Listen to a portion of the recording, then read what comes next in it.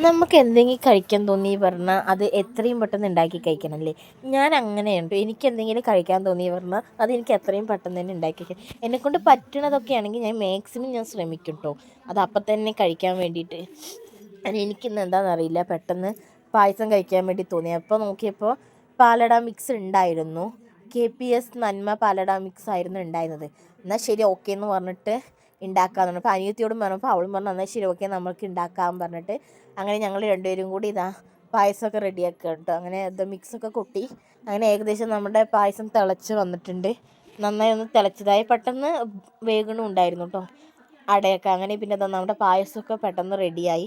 ഇനിയിപ്പോൾ അത് പ്രത്യേകിച്ച് നമുക്കിതിൽ പരിപാടിയൊന്നുമില്ല, പാലട മിക്സ് ആയതുകൊണ്ട് തന്നെ എല്ലാം അതിൽ തന്നെ ഉണ്ടാകും. നമ്മൾ കുറച്ച് ഗീയും മിൽക്കും മാത്രമേ ചേർത്തില്ല. അപ്പോൾ പായസം ആയപ്പോൾ ഞാൻ അതിൽ കുറച്ച് ഗീയും കൂടെ ചേർത്തി.